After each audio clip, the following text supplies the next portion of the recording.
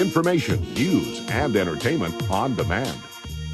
WSRadio.com. Welcome back to Kitchen Dough, the food entrepreneur show. We're going to continue on with our interview with Matt Jorgensen from Cook Alliance. Yes, and here's the thing about this whole show. We all know somebody with a great recipe. We all have an aunt, a cousin, a sister, an uncle who makes a great sauce, a great salsa, a great cookie, who everyone says, well, you should sell that. Yes. Now, I remember I had to go back to Minneapolis because my mom was failing in health, and there was my grandma's recipe box that was given to my mom. My mom added to it, and now I have it. My grandma's candy cookies, outrageous. I'm not going to make a business out of it because... But somebody might want somebody to or could. And those are heritage recipes that are passed down. Exactly. And I was telling Matt, I was telling Heather during the break that I lived in New York for 18 months when I was 17, and I dated an Italian, and they started making their the sauce, which that's what they call their pasta sauce, at like 10 in the morning. I gained 25 pounds because the food was so good. And then if you go to Chicago, there's Greek Town. Here we have Hispanics that make awesome enchiladas and mole sauce. Mm-hmm. So I think being from Minnesota, we don't really have concretized ethnic meals. Right. But if you go, certain places do. So Totally. it never, I mean, I could make a mean mac and cheese, but, you know, I mean, it's like. The joke around this studio is that I make food and Mary makes reservations. Exactly. But all good. But all good. All Totally. good. So you must hear that all the time, that I have a recipe and everyone tells me I should sell this. Totally. And you know, there's two ways that people take that feedback. One is oftentimes they laugh it off. You know, I'm not a business person. I'm glad to give it away for free. And a lot of people have this identity as community pillars that share their food for free, but haven't really thought of themselves as someone who deserves to get paid for it. And then you have a lot of people that say, all right, maybe I'll do it. And oftentimes they get started in their home kitchen, and they may sell a little bit and not even know that that's illegal. A lot of people that we have talked to, they start out selling really small amounts of food because of exactly what you're saying. And a month or two down the line, they have a few neighbors coming by to get food, and then they get a knock on the door from the health inspector that says, hey, you really can't do this. And their options at that point are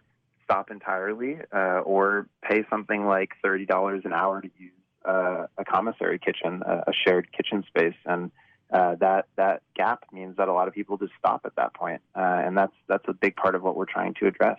But who would turn them in? What's the deal? Well, you know, I mean, you'd be surprised. Oftentimes a neighbor, you know, in the same way that if people are doing an Airbnb or something else in a neighborhood that doesn't permit it, neighbors will. Mary. Yeah, I've been busted. Yeah, I literally had somebody turn me in because I had a VRBO. I have a permit, right? But they wanted to make sure. Totally, and so that's pretty common. And then the other thing is, as you alluded to earlier, social media has really changed the game on a lot of these businesses, and particularly once someone finds a little bit of success, maybe they're posting on Nextdoor or Facebook, or they might even get a Yelp review from a neighbor that wants to help them out. And health regulators are starting to get savvy on that sort of thing, and they are looking on social media to find these businesses and shut them down. And that's part of why they were willing to work with us, is that they sort of recognize, like, we're seeing more and more of this now because of social media, and we just can't keep saying no because there's just too much cropping up on our radar. So you'd be surprised, and not everyone. You know, sometimes people get away with it for a year or 2 years more, but at some point, success leads to getting shut down or having to move to a commercial space before this law. Well, this is just kind of a parallel, but because I have vacation rental properties, the city told me that they hire a $10, $12 intern, well, not intern, but person, part-time to go through via HomeAway, Airbnb, and try to find a way to identify properties to make sure they have a permit. Yeah. Seriously. Totally. And that's probably happening in the food world, right? Yeah. Totally. Same thing. So I do believe that you could probably create some helpful information as downloads that people would probably pay $10, $20 for, or or do you just give it all away for free? Right now, we give it all away for free. Our feeling is it's early enough in this movement that if we're able to raise money philanthropically and as I said, not make a buck off our cooks, then that's the goal. Eventually, maybe we'll build some sort of a membership model if we're able to offer other benefits like liability insurance or microloans or those sort of things to cooks. But at this point, we really just want to see this movement take shape and be successful, and our goal is to make that as low barrier as possible. So we're really quite happy to be giving it all away for free. Because the people who are starting from a home kitchen or starting this way, they still have expenses. They still have to have insurance, I'm assuming, right? Yeah. And so, but that protects everybody. Yeah, so our estimate is that to start a microenterprise home kitchen business fully permitted and legal requires a few things. You have to get your permit from the city or county. You've got to get usually a business license from your city. You have to get a food manager's certification. And all of that should hopefully be about $500. And then on top of that, as you say, insurance is something that we highly recommend, and that often will cost a couple $100 a year. But certainly our hope is that for well under $1,000 a year, you should be able to start one of these businesses fully legal and permitted, and sell up to $50,000 a year of food. So it's considerably lower barrier, but there are some things that you have to do to get everything buttoned up. Well, and that's in the state of California, because every state is different. And, when we were looking at the cottage food report put together by the Harvard Food Law and Policy Clinic, they took a look at how I think the goal of that report, correct me if I'm wrong, was to just make some recommendations on how to standardize laws so that there was some consistency from state to state. Yes. Because it's all over the place, don't you think? Right. Cottage food has been all over the place. It's now in almost every state that you can sell, non-perishable, shelf-stable foods that qualify under cottage food. But in some states, it's $10,000 a year cap. In some states, there's no cap, and those laws also have very, very narrow and specific lists of as you know, of what you can produce. And so certain states you can do a really wide variety of jams and jerkies and muffins, and in other states it's literally like you can make peanut brittle and 6 other farmers market type foods, and that's it. And so our hope is that my colleague Liz, who's our policy director, has put a ton of time this year into writing model legislation, actually with the help of Harvard's Food Policy Clinic and some other academic institutions. And we're hoping that we can really set a model here in California that shows other states how this can be done right and equitably, and hopefully, unlike cottage food, because we're taking some of that on proactively, we can see laws that look a little bit better and more consistent across states. So in also looking forward, if somebody's interested in getting into becoming a food entrepreneur, what are the first steps that you recommend to them? So we're going to have people who are listening who are like, oh my gosh, I have a recipe, or I want to supplement my income. What are the first initial steps that you recommend? Totally. Well, the first thing we would recommend is going to cookalliance.org to see if your if your county is issuing permits yet. And as I mentioned, Riverside is the first county issuing permits this month, and we're talking to about a dozen that are planning to start issuing permits this fall. And so it is a county level about whether or not to issue these permits. And so if you sign up on cookalliance.org, you'll both get some action alerts in terms of how you can be involved in getting your county opted in.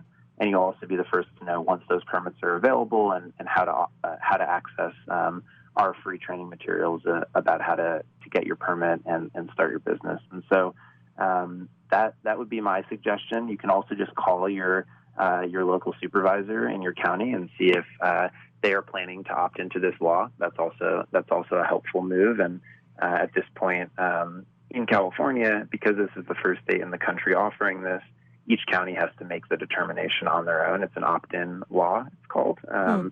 In other states, Washington and Colorado, for example, are planning to run a very similar law next year.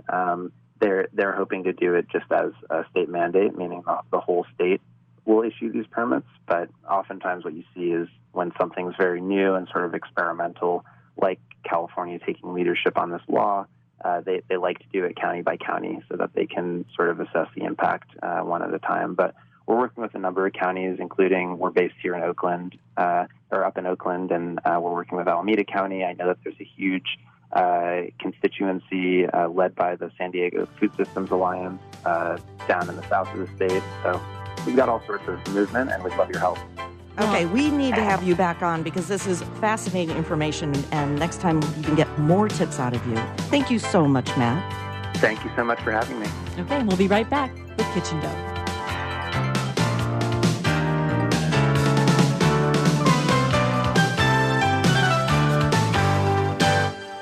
Thank you. By listening, you help prove that content marketing works. You need to engage your customers. We provide the solution.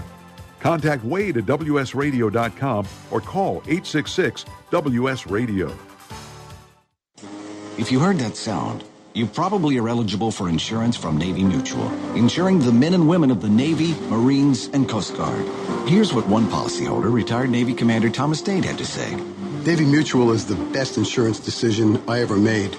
I wish you had a savings plan available that earned the rates my Navy Mutual insurance has been earning. Navy Mutual Aid Association, started by military members in 1879, serves active, reserve, and retired military today. Navy Mutual honors our military by providing them affordable life insurance with the features they need without fine print, sales fees, or military service restrictions. Value, integrity, trust, and stability are the cornerstones on which our commitment to you and your loved ones are built. Call Navy Mutual at 1-800-628-6011 or NavyMutual.org for your personal life insurance plan consultation. 1-800-628-6011 or NavyMutual.org. Navy Mutual, insuring those who serve.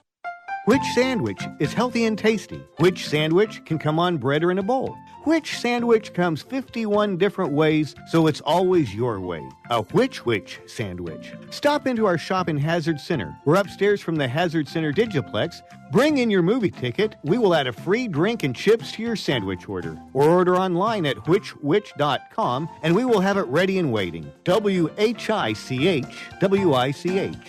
which.com. Hi, this is Rob Barnett, VinVillage.com, where wine lovers connect. Be sure to tune in weekly to Vin Village Radio for exclusive, in-depth interviews with the who's who in wine and food.